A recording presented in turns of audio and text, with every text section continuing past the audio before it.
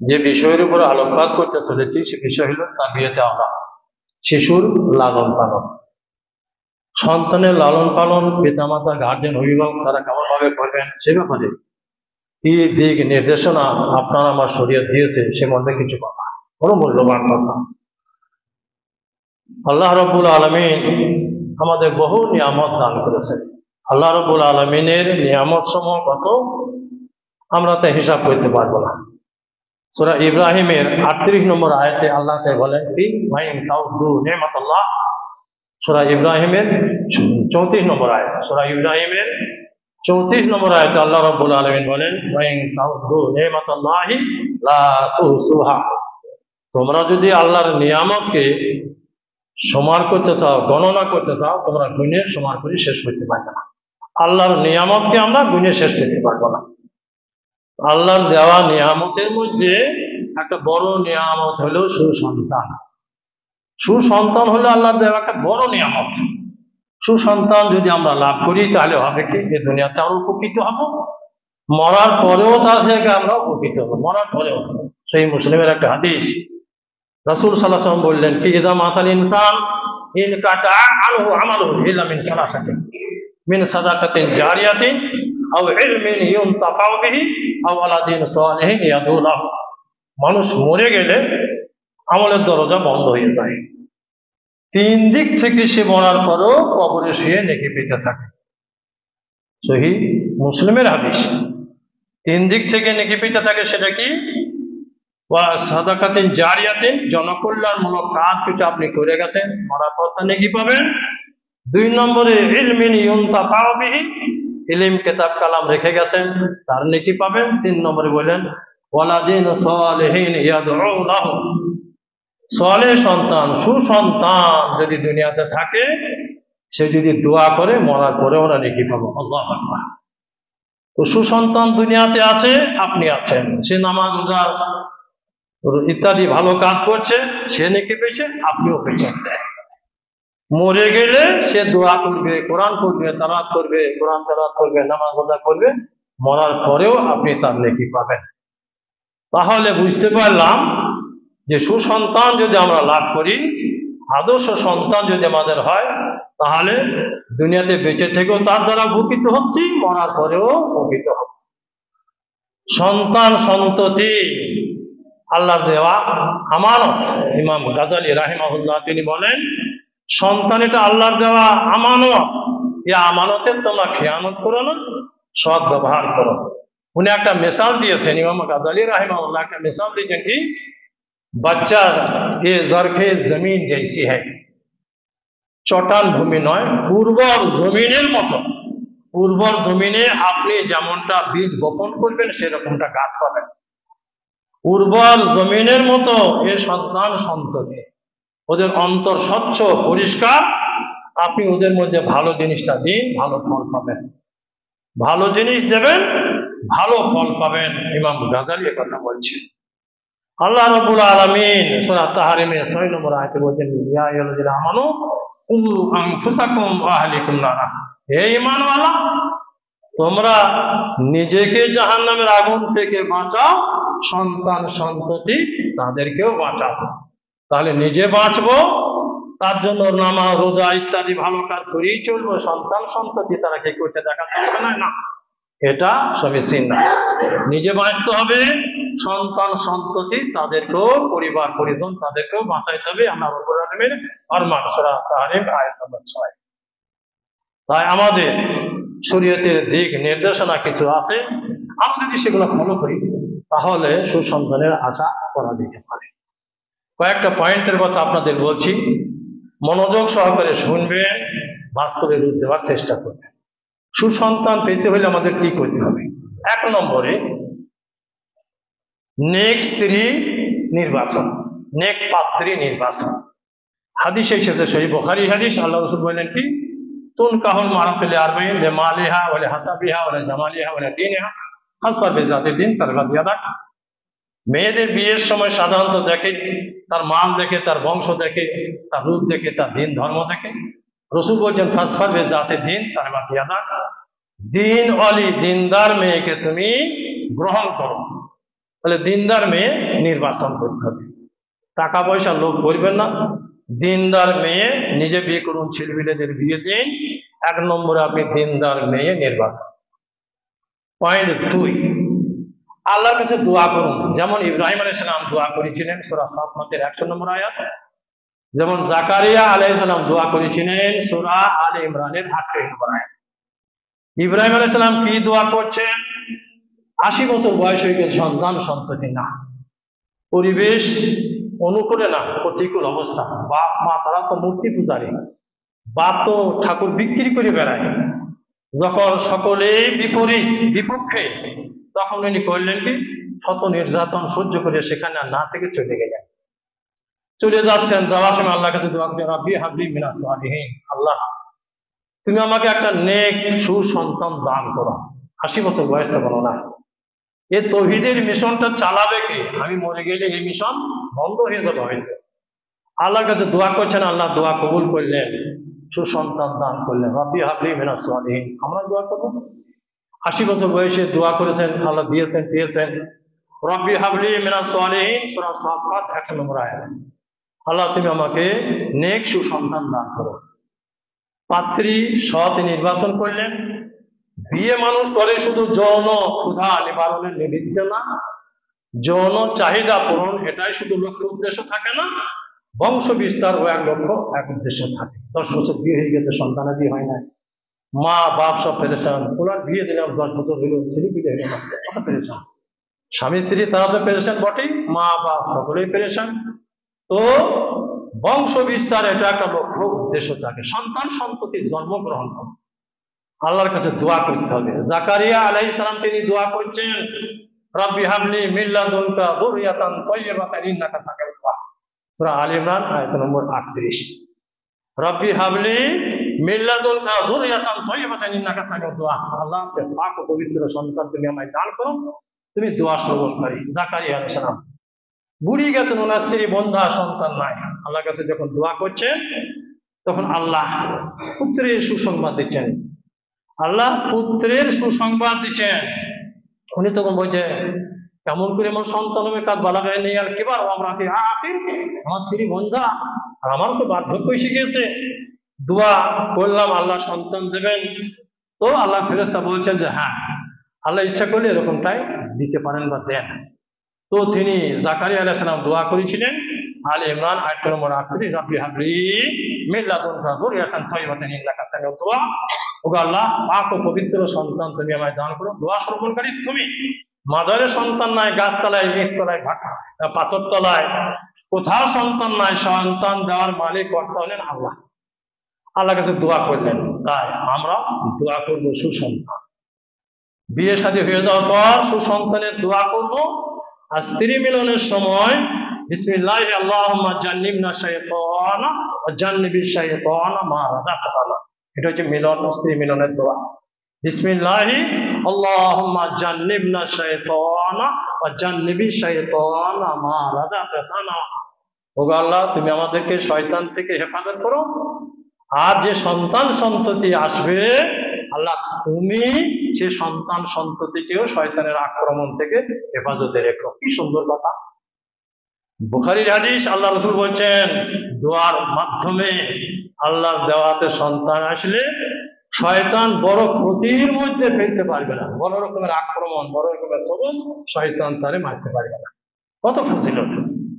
তাই আমরা দোয়ার মাধ্যমে মেলামেশা করব, আল্লাহর কাছে দোয়া চাইব। সন্তান এসে গেছে, সন্তান ভূমিষ্ঠ হয়েছে, তখন পিতামাতার কর্তব্য কি থাকবে? আকিকা দেওয়া। আর গোলাম মুরতাহিনুন বিআকিকাতিহি, সন্তান আকিকার মাধ্যমে বাঁধা থাকে। আপনার আমার অভাব পড়েছে, টান করেছে, একটা সোনার জিনিস বন্ধক দিলাম, কিছু টাকা নিয়ে এলাম, টাকাটা না দিলে তো সে জিনিস ছাড়বে না। আর রাসূলের হাদিস, আল্লাহ রাসূল বললেন আর গোলাম মুরতাহিনুন বিআকিকাতিহি, সন্তান সন্ততি আকিকা দ্বারা বাঁধা থাকে, আকিকা দিয়ে বাঁধা ছাড়িয়ে নাও, অর্থাৎ নাম রেজিস্ট্রেশন করে নাও, অমুকের পুত্র অমুকের তরফ থেকে এই আকিকা, অমুকের কন্যা অমুকের তরফ থেকে এই আকিকা, নাম রেজিস্ট্রেশন হয়ে গেল, আল্লাহ খাতায় নাম চলে গেল। উত্তম নাম রাখুন, আকিকা দিন, উত্তম নাম রাখুন, উত্তম নাম রাখুন। ভালো নামের গুরুত্ব গুরুত্ব থাকে। একবার এক সময় মজার কথা শুনুন, রাসূল সাল্লাল্লাহু আলাইহি ওয়াসাল্লাম আছেন, সাহাবারাও আছেন, বেশ কিছু মানুষ মজুদ উপস্থিত। বকরি দহন করে দুধ খাওয়াইতে হবে। তো আল্লাহ রাসূল বলছেন, লাভ, কে বকরি দহন করবে দহন করো, দুধ খাও, খাওয়াও। এক ব্যক্তি বলছেন, আনা মুস্তাইদ লিল হক লিল হালাল, আমি দহন করার জন্য প্রস্তুত। মাসুম, তোমার নামটা কি? সে বলছে, আমি দুধ দহন করব। আল্লাহ রাসূল বলছেন, তোমার নামটা কি? তুমি বলছে, আমার নাম হচ্ছে মুররা। থাকো, তোমাকে দোয়াইতে হবে। আর একজন বলছে, তবে আমি দহন করি। রাসূল বলছেন, তোমার নামটা কি? তোমার নাম হচ্ছে হারব। থাকো, তোমারও দহন করতে হবে না। আরেকজন দাঁড়িয়ে বলছে, তবে আমি দহন করি। তোমার নাম কি? আমার নাম ইয়াইশ। হ্যাঁ, তুমি দহন করো। মুররাকে দিলেন না, হারবকে দিলেন না, ইয়াইশকে দিলেন কেন? ওদের তো ভাষা ওটা জানছেন, নাম রেখে দিয়েছে ওই রকমটা। মুররা মানে হচ্ছে তেতো, হারব মানে হচ্ছে লড়াই, মাঠ দাঙ্গা। তেতোকে নিয়ে কাজ নাই। হারব, তোমার দ্বারা তো কাজ নেবো না, লড়াই মাঠ দাঙ্গা তোমার নাম। আর ইয়াইশ, এর নামের অর্থ কি? ইয়াইশ মানে হচ্ছে জীবন ধারণ। হ্যাঁ, মানুষ দুধ পান করুক, জীবন ধারণ করুক, জানে বাঁচুক। মুররাকে নিলেন না, হারবকে নিলেন না, ইয়াইশ, যার অর্থ হচ্ছে জীবন ধারণ। ইয়াইশের দ্বারাতে বকরি দহন করাইলেন এবং পান করলেন, পান করাইলেন। ভালো নামের একটা গুরুত্ব থেকে থাকে। আল্লাহ রাসূল খারাপ নামকে পছন্দ করতেন না, ভালো নাম ভালোবাসতেন। তাই আমার নাম রাখলে অনেক সময় অনেক নাম আল্লাহ রাসূল পাল্টিয়ে দিতেন, বদলিয়ে দিয়েছেন। না, এ নাম তোমার ঠিক নয়, এই নাম বদলিয়ে তোমার আমি এই নাম রাখলাম। তো সন্তান সন্ততি হইলে আমরা 7 দিনে আকিকা দেব। ছেলে হইলে 2টো ছাগল, মেয়ে হইলে 1টা ছাগল, ওটা আমরা জানি। হাতি ঘোড়া জবাই করবেন, উট, হাতি, ঘোড়া, গরু ইত্যাদি না। সুন্নত হলে ছাগল। হ্যাঁ, বলে মেলা লোক আসবে, গরু করবো, তারপর গরু 2-4টে করো, 2টো ছাগল করতে হবে। গরু তুমি 2টো করলেও 2টো ছাগল তোমাকে করতে হবে। গরুটা একটা ছাগলের স্থলাভিষিক্ত নয়, সুন্নত হলে 2টো ছাগল। যদি কেউ অপারক হয়, না পারে, তাহলে 1টা ছাগল দিলেও হবে, এটা হাদিস। 1টা ছাগলে হবে। 7 দিনে আকিকা দেন, ভালো নাম রাখুন। তারপর আপনি কি করবেন? সন্তান সন্ততি, ছেলেই হোক আর মেয়ে হোক, তাদের উত্তম রূপে লালন পালন করবেন। ছেলেকে বেশি ভালোবাসবেন, মেয়েকে দূরবাসবেন না, তা না।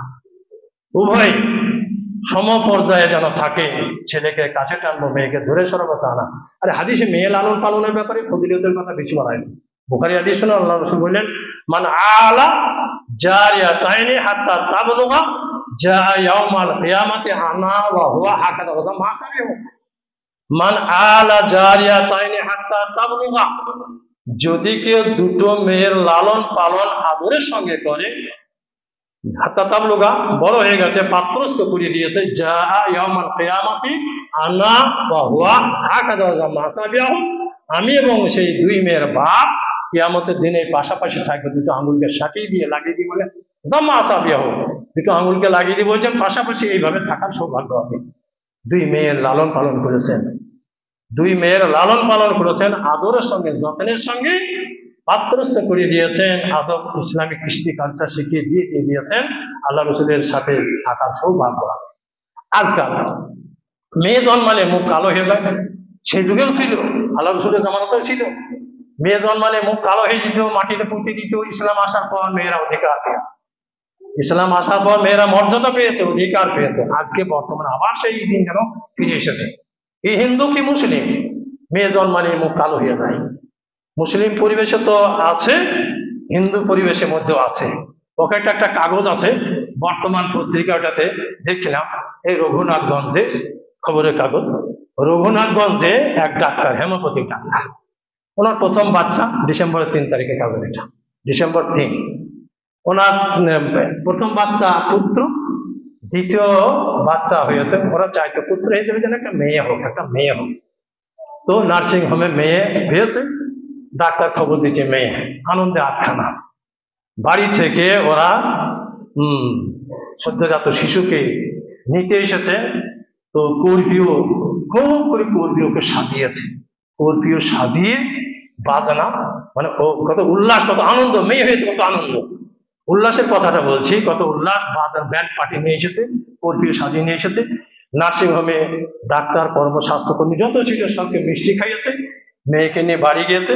হ্যাঁ, অভিজিৎ সরকার, তার বিভিন্ন নাম হচ্ছে মিষ্টি সরকার। গায়ের লোক যত ছিল সবকে মিষ্টি খাইয়েছে খুশিতে। আহা, অমুসলিম ঘরে মেয়ে এসেছে, মেয়ের সাথে কত খুশি। 3 ডিসেম্বরে রঘুনাথগঞ্জের কারা খবর এটা। তো তারপরে ওনারা মন্তব্য করছেন, মিষ্টি সরকার বলছেন আমার স্বামী যেমন মেয়ে হওয়াতে খুশি, আমিও খুব খুশি, এরকম মেয়ে দেখে তোমরা মুখ দেখিও না, অসন্তুষ্টি না, আনন্দের সাথে মেয়ে দেখে লালন পালন করো। আল্লাহু আকবার। আপনার আমার শরীয়ত বলছে মান আলা জারিয়াতাইন হাত্তা তাবলুগা যা ইয়াউমুল কিয়ামাতি আনাহু হাকাযা জামা আসাবিহু। 2 মেয়ের লালন পালন ভালোভাবে করবে তো কিয়ামতের দিনে আল্লাহ রাসূল বলেন আমার সাথে থাকার সৌভাগ্য হবে। ছেলের বাপদের জন্য সুসংবাদ আল্লাহ রাসূল দেন নাই।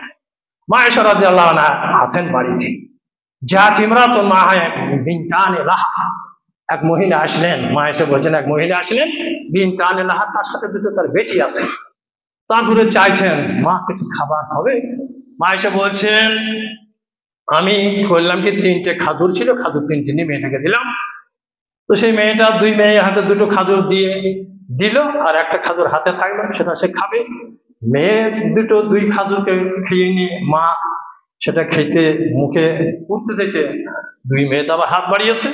মা তখন করলেন কি খাজুরটা নিয়ে 2 ভাগ করে 2 মেয়ের হাতে দিয়ে দিলেন। মা এসে বলছেন আমি অবাক হয়ে দেখছি, তাই তো 2টো খাজুর ওরা খেয়ে নিয়ে যাবো, মা যদি ওটা মুখে দিতে যেতে মায়ের কাছ থেকে ওরা আবার এটা নিয়ে নিচ্ছে। মা বিরক্ত হয়েছেন না, সন্তুষ্টির সাথে তাদেরকে ভাগ করে দিয়ে দিলেন। কিছুক্ষণ পর আল্লাহ রসুল আসলেন, রসুলকে বলছেন রসুল গো এরকম একটা মেয়ে ছিল, তার সাথে 2টো মেয়ে ছিল, 3টেই খাজুর ছিল ঘরে, তো দিয়ে দিলাম এই ব্যাপার।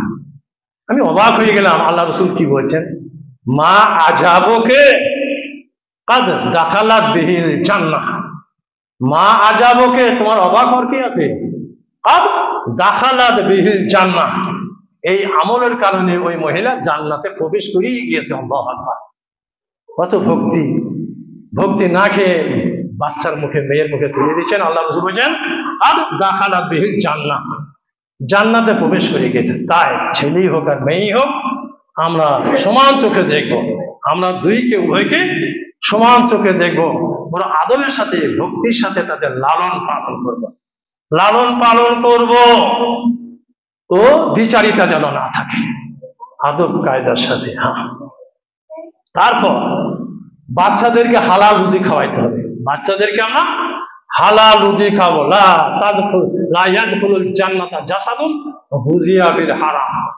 লা ইয়াদখুলুল জান্নাতা জাসাদুন গুজিয়া বিল হারাম। হারামে পরিপুষ্ট দেহ কখনো জান্নাতে যাবে না। তাই খুব সাবধান, আমরা সকলেই হালাল খাওয়ার চেষ্টা করব। আমি যখন মাসায় কাজ করি, এবং 2 বছর বাড়ি কোকারে দিয়েছিলাম, বছরে 30টা শিয়াল পাই। আমি 2 বছরই মাত্র 4টে, 1 বছর 4টে নিয়েছি, আর 1 বছর 5টা নিয়েছি। এমনি পুরো মানুষ যা আসা কষ্ট কি পাবো, মাসাতেই থাকে। তা অন্যান্য এরা বলে আমরা কুটুম্বাড়ি নাই, আর কুটুম্বাড়ি যাওয়ার কি দরকার, মেয়ের বাড়িতে। হ্যাঁ, মেয়ের বাড়িতে চরম সুখ আছে, 5 দিন ঘুরে মেয়ের বাড়িতে 5 দিন বেলা খাওয়া, কি দরকার থাকা। মাসে চাইলে ছেলেদের একটু বেশি দ্বিতীয় পাবো। পালিশ গ্রামে এখন আছি, পালিশ গ্রামে কত বলবে 15 দিন 20 দিন 30 দিনের ছুটি না হয়ে গেছে। আমার মাত্র 4টে দিন ছুটি না হয়েছে, 10 মাস হয়ে গেল, আর 2 মাস পরেই তো রোজা আসবে। তো ন্যায় নিষ্ঠার সাথে যেখানেই থেকেছে, শুধু আজ বয়স হয়ে গেছে বলে না, 45-46 বছর হয়েছে আমার কাজ করা মাসাতে, তো যেখানেই থেকেছে ন্যায় নিষ্ঠার সাথে কাজ করে গেছে। তাই যে ডিপার্টমেন্টেই থাক না কেন, যে বিভাগেরই মানুষ হোক না কেন, তার উচিত হবে বড় ন্যায় নিষ্ঠার সাথে কাজ করা। লা ইয়াদখুলুল জান্নাতা জাসাদুন গুজিয়া বিল হারাম। কখনোই হারাম ভাবে কিছু উপায় করব, হারাম পদ্ধতিতে কিছু উপায় করবো। জালসা করতে গেছে, 24 পরগনা গেছে, আর কোথাও গেছে, কন্ট্রাক্ট না, কেউ যদি 500 টাকা দিয়ে যায় তাও তাকেই দেখি নাই, কেউ যদি 2000 দিয়ে যায় তাও তাকেই দেখি নাই। আর যেখানেই জালসা করতে গেছে, যদি 60 টাকা ভাড়া, 150 টাকা পকেটে ঘুরিয়ে নিয়ে গেছে। যেতে 60, আসতে 60, 120, 30 টাকার চা পানি। যেখানেই দেখেছে পকেটে যাওয়া আসার পয়সা ভরে, তারপর সেখানে গেছে। কখনোই কোথাও আবদার করি নাই, এত লাগবে অত লাগবে এই দিতে বলি। লা ইয়াদখুলুল জান্নাতা জাসাদুন গুজিয়া বিল হারাম। কখনো হারাম ভক্ষণ করবেন না, সদা সর্বদা হালাল খাবেন, বাচ্চাদেরকে হালাল খাওয়াবেন। হালাল খাবেন, বাচ্চাদেরকে হালাল খাওয়াবেন। আরেকটা জিনিস লক্ষ্য রাখতে হবে বাচ্চাদের লালন পালনের ক্ষেত্রে, সেটা কি, বাচ্চাদের বলতে হবে বাবা বাড়ির মধ্যে যে যা দেবে সেটা বিসমিল্লাহ বলে খাবে। ইসলামিক কৃষ্টি কালচার, আল্লাহু আকবার, সুবহানাল্লাহ, আলহামদুলিল্লাহ, খাবার সময় বিসমিল্লাহ, গত জুমাতে গতবার এসে খাওয়ার আদবের কথা বলেছিলাম, এখন শিশু লালন পালন বলছি। বাচ্চাদের বলবেন বাড়ির মধ্যে যে যা দেবে খাবে, বাড়ির বাইরে যেমনই বন্ধু হোক, যতই আপনজন হোক, কারো কিছু খাওয়ার চেষ্টা করবে না, কারো কিছু দেওয়া খাবে না। এটাতে আমরা সতর্কতা অবলম্বন না করার ফলে বাস বসে আছি প্ল্যাটফর্মে, একজন এসে বন্ধু পাতিয়ে দিল, বন্ধু পাতা খুব ভালোবাসে জমে গেল, এসে একটু চা খাওয়া যাক না, চা হ্যাঁ হলে হয়তো ঠান্ডার সময় এক কাপ চা এমন এনে দিলে বাস, তারপর ছিল মাল। সে যখন চা খেয়ে নিতে কিছুক্ষণ পর তখন বা ঢিলে গিয়েছে বা লোপাট। কত এরকম পেপারে ঘটনা পাবেন। আপনি যদি ছেলেকে শিক্ষা দিই, রাস্তাঘাটে স্কুল কলেজে কখনোই এমনটাও হয়েছে বন্ধু বান্ধবরা ভালো রেজাল্ট ভালো মার্ক, ওকে একটু ঘায়ল করতে হবে, বাস একটু ডোজ দিয়ে দিচ্ছে, কপু কাজ হয়ে দিচ্ছে। বাচ্চাদেরকে শিক্ষা দেবেন, কারো কাছে কিছু চাইবে না, কারো কিছু খাবে না। ইজা সালতা ফাসালিল্লাহ, আল্লাহ রাসূল বলেন ইজা সালতা ফাসালিল্লাহ। এক নওজওয়ানকে আল্লাহ রাসূল উপদেশ দিতে গিয়ে বলছেন, যখন তুমি কিছু চাইবে, কিছু চাওয়ার দরকার হবে, কিছু পাওয়ার দরকার হবে, ইজা সালতা ফাসালিল্লাহ, কিছু চাইবে তো আল্লাহর কাছে চাও, আল্লাহ গো আমি এই সমস্যায় পড়ে গেছি, আমার এই জিনিসটা দরকার, আল্লাহ তো মিলিয়ে দাও। আল্লাহ তো আকাশ থেকে নেমে এসে মিলিয়ে দেবে, কারো মাধ্যমে মেলাবে। তো প্রয়োজন হইলে আল্লাহর কাছে চাইবে। আমরা ছেলেদের শিক্ষা দেব, আমরা ছেলেদের বলবো কখনোই কারো কাছে কিছু চাইবে না, কারো কাছে কিছু পাবো নবো এমনটা আশা রাখবে না।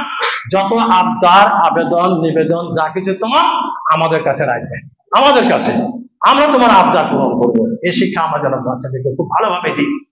কারো কিছু খাবো না, কারো কাছে কিছু নেবো না। কিছু ছেলে এমন আছে দেখেছি, ঠিক চা খাওয়ার জন্য চলে এমন ছোঁচা, ওরকম ছোঁচা দেখা যায় না, কত এরকমটা আছে।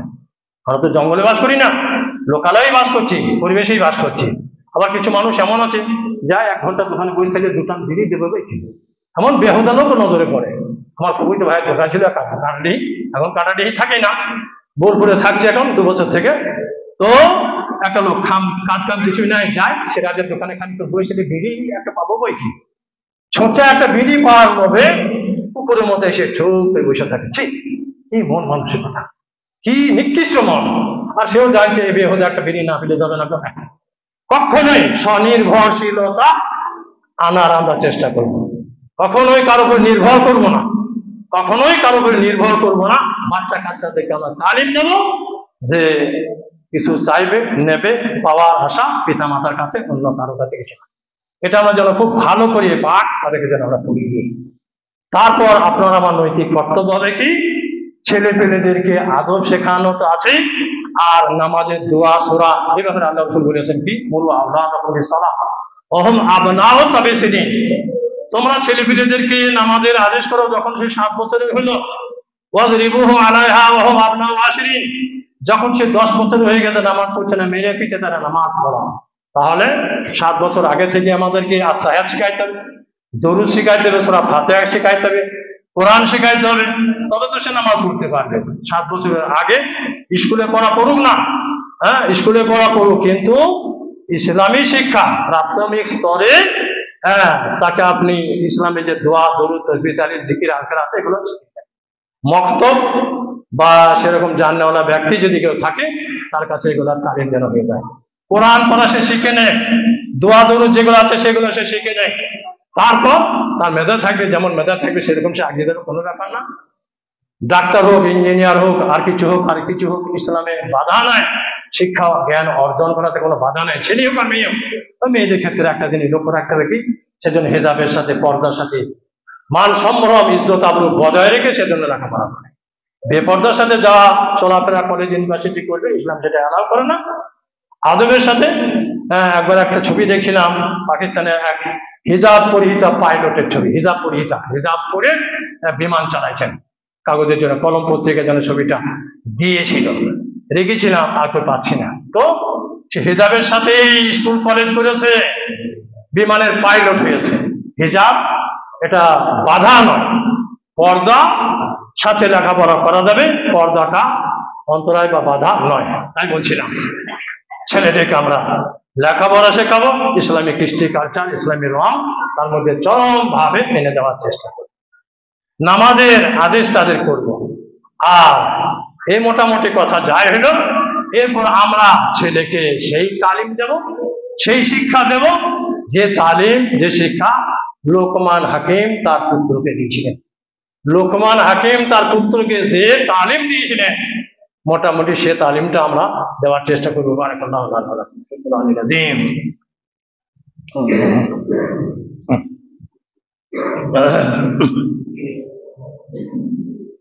আলহামদুলিল্লাহি ওয়াহদাহ ওয়াসসালাতু ওয়াসসালামু আলা মান লা নাবিয়্যা বা'দাহ, আম্মা বা'দ।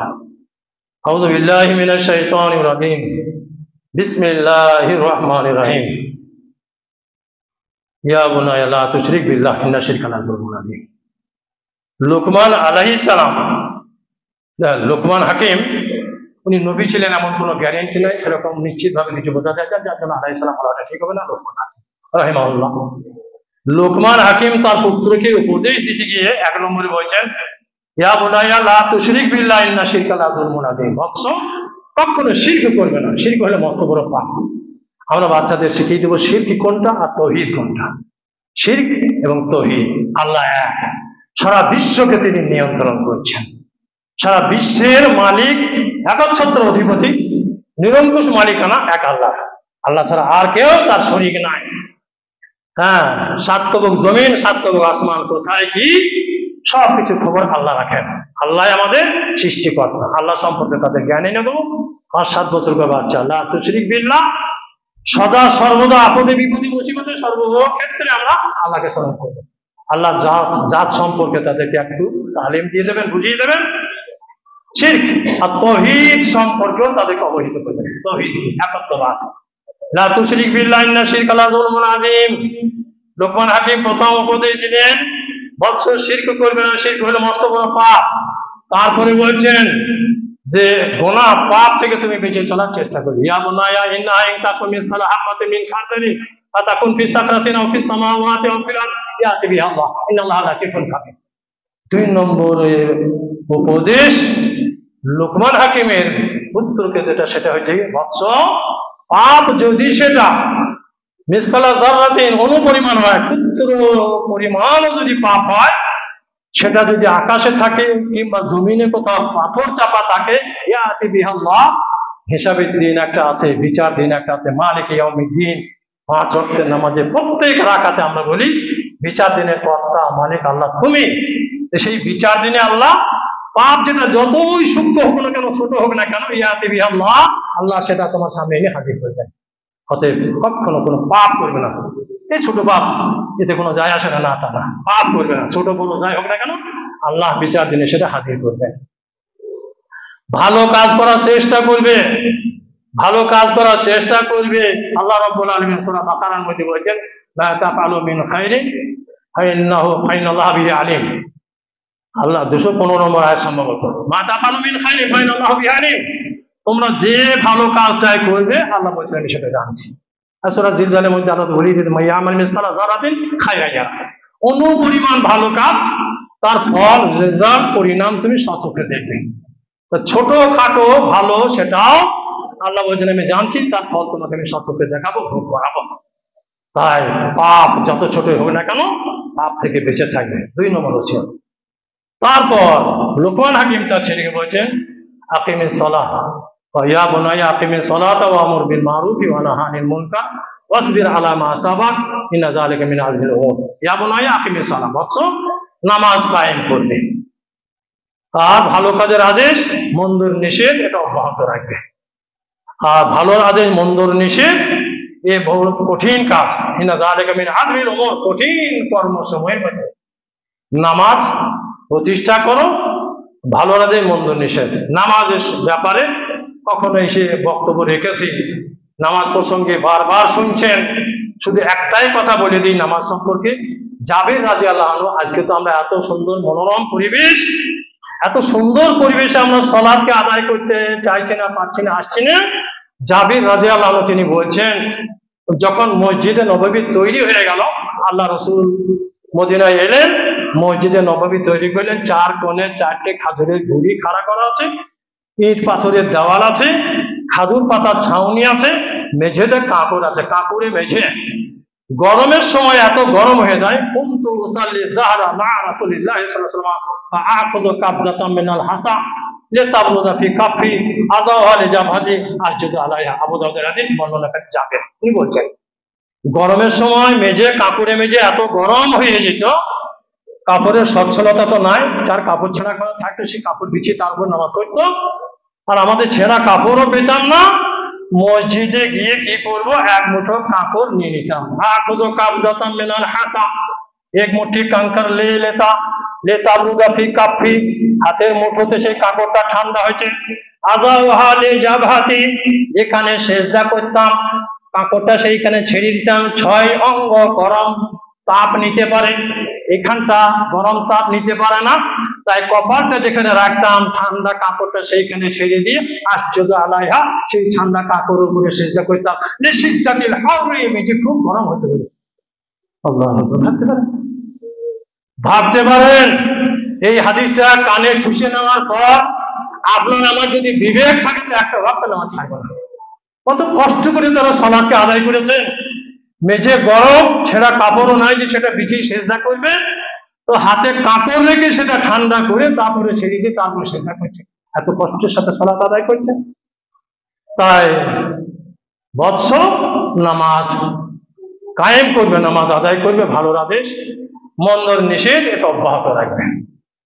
তারপর উপদেশ দিচ্ছেন ওয়ালা তুসাইর খাদ্দাকা লিন্নাস, আর 2-3 মিনিট, ওয়ালা তুসাইর খাদ্দাকা লিন্নাস ওয়ালা তামশি ফিল আরদি মারাহা। বৎস মানুষের সঙ্গে কথা বলবে, কি সুন্দর আদবের কথা শিখাইছেন।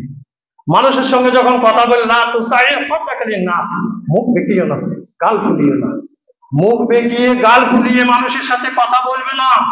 ওয়ালা তুসাইর খাদ্দাকা লিন্নাস ওয়ালা তামশি ফিল আরদি মারাহা, অহংকারের সাথে বিচরণ করবে না। ওয়ালা তামশি ফিল আরদি মারাহা, ইন্নাল্লাহা লা ইউহিব্বু কুল্লা মুখতালিন ফখুর, আল্লাহ অহংকারীকে পছন্দ করেন না। হাদিসে এসেছে অহংকারের ডেফিনেশন, সংজ্ঞা দেয়া আছে। অহংকার কি? অহংকার কি? অহংকারের সাথে চলাফেরা না, অহংকার করো না, অহংকারীকে আল্লাহ পছন্দ করেন না। আল্লাহ বলছেন আল কিবরু, অহংকার কি? আল কিবরু বাতরুল হাক্কি ওয়া গামতুন নাস, এটা হচ্ছে অহংকার। অহংকার কাকে বলে? বাতরুল হাক্কি ওয়া গামতুন নাস, মানুষকে খাটো চোখে দেখা, মানুষকে ঘৃণা চোখে দেখা, মানুষকে তুচ্ছ তাচ্ছিল্য করা। আর একটা হলো বাতরুল হক, হককে অস্বীকার করা, হককে অস্বীকার করা। এটা হক, এটা সত্য, এটা ঠিক, এটা আল্লাহ রাসূলের সুন্নাত, রাখ তোর সুন্নাত, রাখ তোর সুন্নাত। অহংকার নাই বন্ধু। বাতরুল হাক্কি ওয়া গামতুন নাস, মানুষকে খাটো চোখে দেখবেন, ছোট চোখে দেখবেন, ঘৃণা চোখে দেখবেন, এটা অহংকার। আর হককে অস্বীকার করবেন, ওটা অহংকার। আমরা কত মানুষ এমন আছে, কত মানুষ এমন আছে কপালে তিনি নিচে ঘাটা পড়ে গেছে, এই দাড়ি হয়ে গেছে, হক যদি বলা হয় যে তার সামনে তুলে ধরা হয়েছে, রাখ তোর হাদিস তোর কাছে থাক, দরকার নাই। বুখারী হাদিস, মুসলিম সহিহ হাদিস পেশ করা হয় না, অস্বীকার। অহংকার নয় বন্ধু। কি জবাব দেবেন? লোকমান হাকিম বৎসকে ছেলেকে বলে লা তুসাইর খাদ্দাকা লিন্নাস ওয়া লা তামশি ফিল আরদি মারাহা ইন্নাল্লাহা লা ইউহিব্বু কুল্লা মুখতালিন ফখুর। আর একটা কথা বললেন, ওয়াকসিদ ফি মাশিকা ওয়াগযিজ মিন সাওতিক ইন্না আনকারাল আসওয়াতি লা সাওতুল হামির। ওয়াকসিদ ফি মাশিকা, মধ্যপন্থা অবলম্বন করবে, মধ্যপন্থা অবলম্বন করবে। ওয়াকসিদ ফি মাশিকা ওয়াগযিজ মিন সাওতিক, আর আওয়াজ খুব কর্কশ ভাষা না, কড়া চড়া না, মিষ্টি ভাবে, মোলায়েম ভাবে, নরম ভাবে মানুষের সাথে কথা বলবে। ওয়াকসিদ ফি মাশিকা ওয়াগযিজ মিন সাওতিক ইন্না আনকারাল আসওয়াতি লা সাওতুল হামির, লা সাওতুল হামির। খুব কর্কশ ভাষা, খারাপ আওয়াজ, গাধার আওয়াজ। মধ্যপন্থা অবলম্বন করো, মানুষের সঙ্গে মিষ্টি ভাবে কথা বলো। এই যে উপদেশ